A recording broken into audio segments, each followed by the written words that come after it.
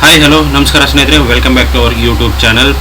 ಸ್ನೇಹಿತರೆ, ಇಲ್ಲಿ ನೋಡ್ಬೋದು ಒಂದು ಪೋಸ್ಟನ್ನು ಹಾಕಿದ್ದೀನಿ. ಸೊ ಮೈಸೂರಲ್ಲಿ ಏನಂತಂದರೆ ಅಂಗನವಾಡಿ ವರ್ಕರ್ ಮತ್ತು ಹೆಲ್ಪರ್ಸ್ ಅನ್ನೋ ಹುದ್ದೆಗಳಿಗೆ ಒಂದು ಅಪ್ಲಿಕೇಶನನ್ನು ಕರೆದಿದ್ದಾರೆ. ಸೊ ಯಾರೆಲ್ಲ ಕೆಲಸನ ಹುಡುಕ್ತಾ ಇದ್ದಾರೆ ಮೈಸೂರಲ್ಲಿ, ಸೊ ಅವರಿಗೆ ಒಂದು ಹೆಲ್ಪ್ಫುಲ್ ಆಗ್ಬೋದು ಅಂತ ಹೇಳ್ತಾ ಇದ್ದೀನಿ. ಸೊ ಎಲ್ಲ ಮಹಿಳೆಯರಿಗೆ. ಸೊ ಇವಾಗ ಏನಂತಂದರೆ ಒಟ್ಟು ಟೋಟಲ್ ಆಗಿ 319 ಒಂದು ಹುದ್ದೆಗಳು ಖಾಲಿ ಇರುತ್ತೆ. 10ನೇ ತರಗತಿ ಮತ್ತು 12ನೇ ತರಗತಿ ಪಾಸ್ ಆಗಿದ್ದರೆ ಸಾಕು. ಎಲ್ಲೆಲ್ಲಿ ಎಷ್ಟೆಷ್ಟು ಒಂದು ಹುದ್ದೆಗಳಿದೆ ಅದೆಲ್ಲ ಕಂಪ್ಲೀಟ್ ಡೀಟೇಲ್ ಆಗಿ ನಾನು ಎಕ್ಸ್ಪ್ಲೈನ್ ಮಾಡ್ತೀನಿ. ವಿಡಿಯೋನ ಕೊನೆವರೆಗೂ ನೋಡಿ. ಇಷ್ಟ ಆದರೆ ಒಂದು ಲೈಕ್ ಮಾಡಿ, ಚಾನಲ್ಗೋಸ್ಕರ ದಯವಿಟ್ಟು ಸಬ್ಸ್ಕ್ರೈಬ್ ಮಾಡೋದನ್ನು ಮರಿಬೇಡಿ.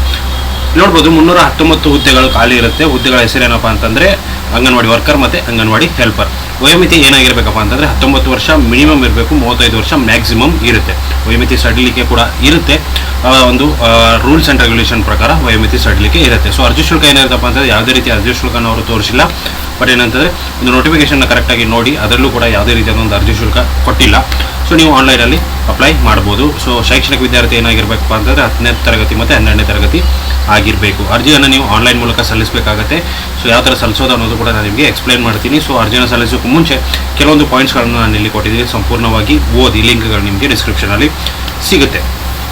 ನೆಕ್ಸ್ಟು ಎಲ್ಲೆಲ್ಲಿ ಎಷ್ಟೆಷ್ಟು ಪೋಸ್ಟ್ ಇದೆ ಅನ್ನೋದು ಕೂಡ ನಾನು ಹಾಕಿದ್ದೀನಿ. ನೋಡ್ಬೋದು, ಬಿಳಿಗೆರೆಯಲ್ಲಿ 31, 38, ಎಚ್ ಡಿ ಕೋಟೆ 51, ಹುಣಸೂರಲ್ಲಿ 31, ಕೃಷ್ಣರಾಜನಗರದಲ್ಲಿ 26, ಮೈಸೂರು ರೂರಲ್ಲಿ 18, ಮೈಸೂರು ಸಿಟಿಯಲ್ಲಿ 15, ನಂಜನಗೂಡಲ್ಲಿ 41, ಪಿರಿಯಾಪಟ್ಟಣದಲ್ಲಿ 68, ಟಿ ನರಸೀಪುರದಲ್ಲಿ 31.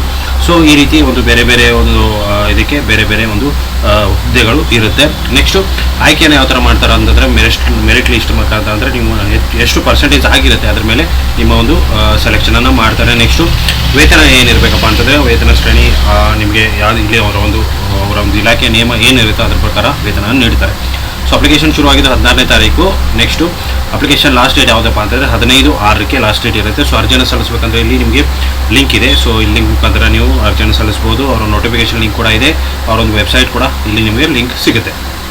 ಅದೇ ರೀತಿಯಾಗಿ ನಮ್ಮ ಒಂದು ಟೆಲಿಗ್ರಾಮ್ ಗ್ರೂಪ್ನಲ್ಲಿ ಜಾಯ್ನ್ ಆಗಲಿ ಹೋಗ್ಬಿಟ್ಟು ಜಾಯ್ನ್ ಆಗ್ಬೋದು. ಅದೇ ರೀತಿ ನಮ್ಮ ವಾಟ್ಸಪ್ ಚಾನಲ್ ಕೂಡ ನೀವು ಜಾಯ್ನ್ ಆಗ್ಬೋದು. ಅಲ್ಲಿ ಕೂಡ ಇದೇ ರೀತಿಯ ಒಂದು ಜಾಬ್ ರಿಲೇಟೆಡ್ ಮಾಹಿತಿ ನಿಮಗೆ ಸಿಗುತ್ತೆ. ಸೊ ಈ ಒಂದು ವೆಬ್ಸೈಟ್ ಲಿಂಕ್ ನಿಮಗೆ ಡಿಸ್ಕ್ರಿಪ್ಷನಲ್ಲಿ ಸಿಗುತ್ತೆ. ಕರೆಕ್ಟಾಗಿ ಓದಿ ಆಮೇಲೆ ಅಪ್ಲಿಕೇಶನ್ನ ಸಬ್ಮಿಟ್ ಮಾಡಿ ಅಂತ ಹೇಳೋದಕ್ಕೆ ಇಷ್ಟಪಡ್ತೀನಿ. ಇಷ್ಟು ಇವತ್ತಿನ ವೀಡಿಯೋ ಸ್ನೇಹಿತರೆ. ವಿಡಿಯೋ ಇಷ್ಟ ಆಗಿದೆ ಅಂದ್ಕೊಂಡಿದ್ದೀನಿ. ಇಷ್ಟ ಲೈಕ್ ಮಾಡಿ, ಶೇರ್ ಮಾಡಿ, ಸಬ್ಸ್ಕ್ರೈಬ್ ಮಾಡೋದನ್ನು ಮರಿಬೇಡಿ. Thank you so much.